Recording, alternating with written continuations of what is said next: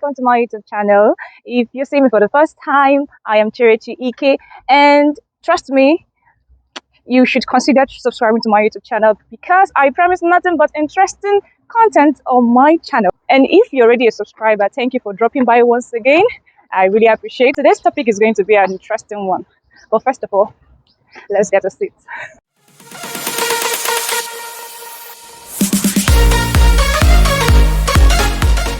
Yeah, welcome back. I hope you can hear me because I can't really shout where I am now. I'm in a cafe. Yeah, and I can't disturb others who are having their drink or doing one thing or the other. But let's go straight to the point of what we have today. Our topic is life without social media, and this is a sequel to the just occurred global outage. Unknown to a lot of people, this actually has occurred in the past years, but this year's one seems to be more significant because the users of these platforms have increased, and this has said to be the longest of it all. It lasted for at least 5 hours. And this global outage, which occurred on the 4th of October 2021, kept about 3.5 billion users of these platforms on hold. So WhatsApp, Facebook, and Instagram has roughly about 3.5 billion users. Let's take, for instance, in Nigeria, there are about 33 million active users.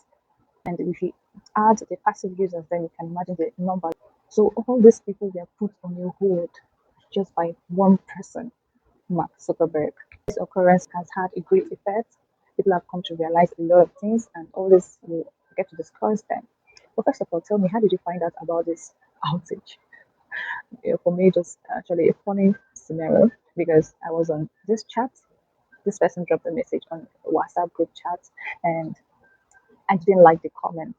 And he was asked to describe someone who is beautiful without mentioning the word beautiful. He was actually doing a good deed, I must say. He was just explaining something to someone. But from his definition, he started with, um, she is fair in complexion and blah, blah, blah. And I went, hell no, bro. Why did you just have to start with fair in complexion when we're talking about a beautiful lady? So I've already typed sent, and my message couldn't deliver. You know that moment when you're so pumped up to do something and then it's not working. I didn't know what to do. I turned off my phone and turned it on. Actually did it for 5 times consecutively. It's really funny how we get addicted to this platform.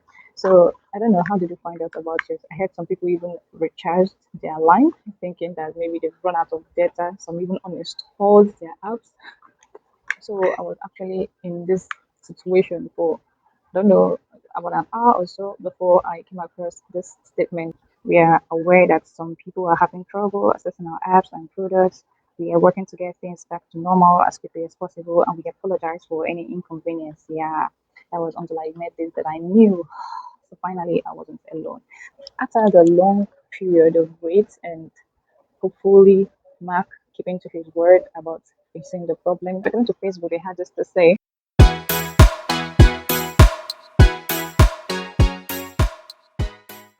So officially, Facebook gave its statement as to what caused this global outage, but their statement doesn't change the ideas people have in their mind about what actually caused this. A lot of theories have come up. Even my Nigerian brethren started blaming their government. I think it was a national problem because for about 4 months now, June this year, Nigeria has banned Twitter, and being in that zone and all of a sudden you can't access your WhatsApp, your Instagram, your Facebook. I think yes, the fear could be valid, thinking that maybe the government has also banned it, but that would be suicidal for the government to even try to do such to a democratic nation. And others have the theory that it was hacked, and all those conspiracy theories, you could say, that always come up when there are situations like this. But among all these explanations, theories, and one actually stands out, and that is that of the whistleblower. Yeah, recently there was a whistleblower who exposed the wrongdoings Facebook has been into for a very long time now. In an explosive 60 minutes interview aired in the United States, Francis Hogan explained that she has been the one behind the data that have been coming up about things that Facebook has been engaged in. Before now, she used to be a former employee of Facebook. She worked at the Facebook Civil Integrity Unit. As of May, she resigned from her work, and this was as a result of her observations. According to her, there's always been a conflict of interest between Facebook and its 3.5 billion users and more. According to her, the interest of Facebook has always been considered over its users. So all this while, Facebook has just been working for itself. There have been major focus on growth to make money and not minding the effect of what their platform is pushing out to the public. She testified that in the 2020 US election, Facebook, knowing that this type of program to run could bring a lot of harm to the people, they turned on the safety mode of their platform. And after the election, they turned it off again. And to me, that is deliberate and intentional. So it's not something that they're oblivious of.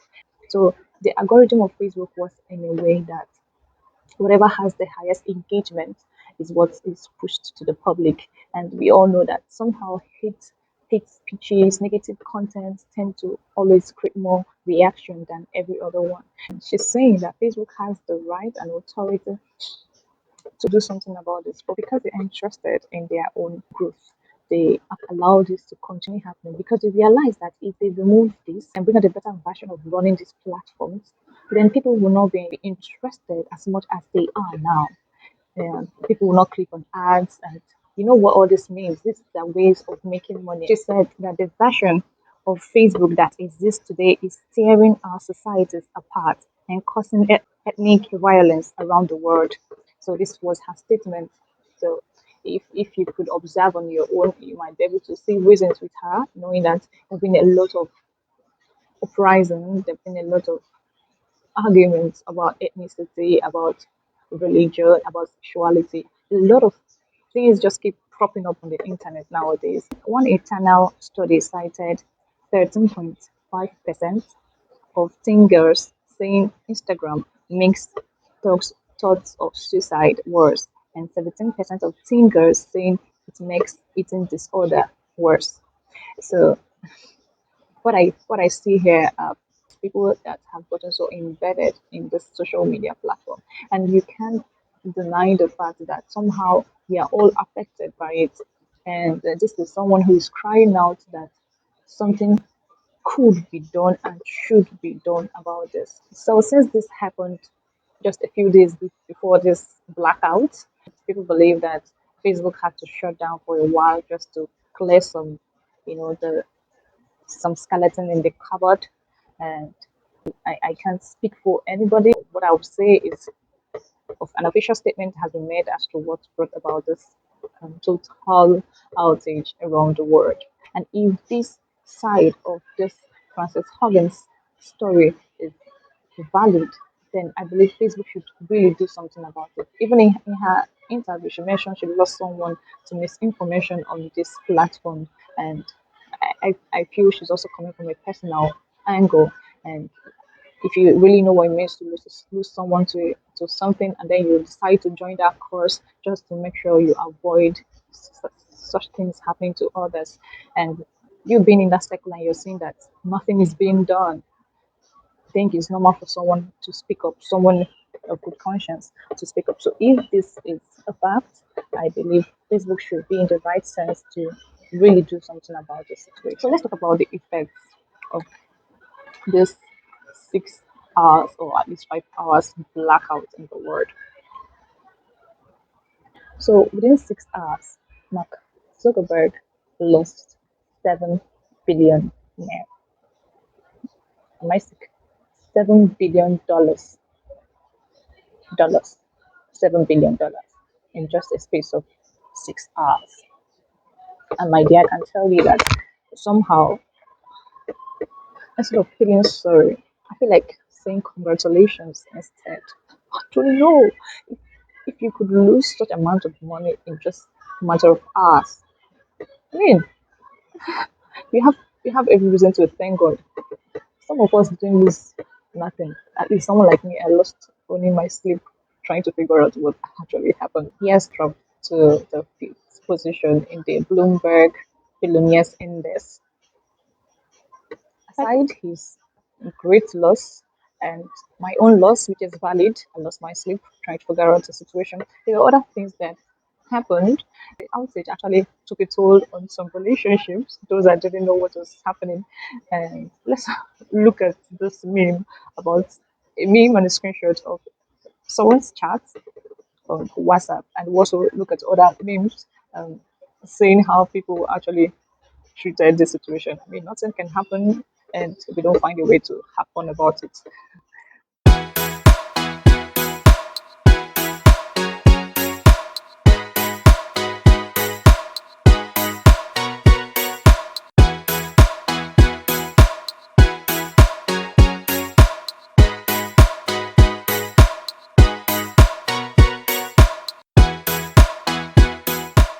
So, these are just a few memes that kept flying around the internet. So, aside all this that we can laugh about now, thankfully, one of the major effects of this global outage is the realization that 3.5 billion people are just under the control of one man, Mark Zuckerberg. I mean, some countries should take a cue from what just happened and start having a rethink about how these social media platforms actually work. Imagine we didn't have other platforms like Twitter and the host of other social media platforms. And there wouldn't have been a way to communicate at all. The monopoly on this social media business is actually very high. I just hope people, especially the governments of different countries, can take a cue from this. Take, for instance, in China and South Korea, China has WeChat, and in South Korea, there is Kakao Talk. And I can tell you for free that while all this mayhem was occurring, people over here were just living their life normal.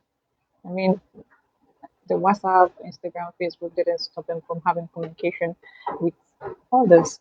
And that should be something every other country should have. I think we should find a way to localize these platforms. It's either we find a way to diversify this platform and break it down into smaller parts so people others can handle them, or we invent new ones so that people can make use of them and not suffer this kind of problem. And then again, for business owners who have put all their life online, everything about your business is just online. I think this should be an eye opener that this is not what you control and anybody can come and mess up with it at any time.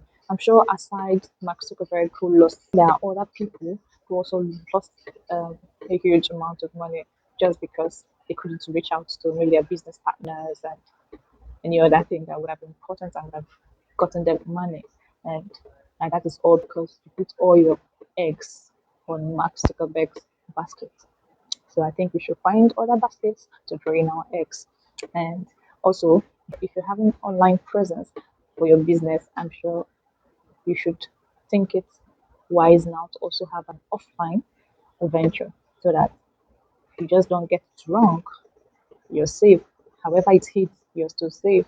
Remember during the COVID lockdown period, everything went online. Imagine you don't have something online then, and everything, all your ventures are offline. Then that means they're going hungry.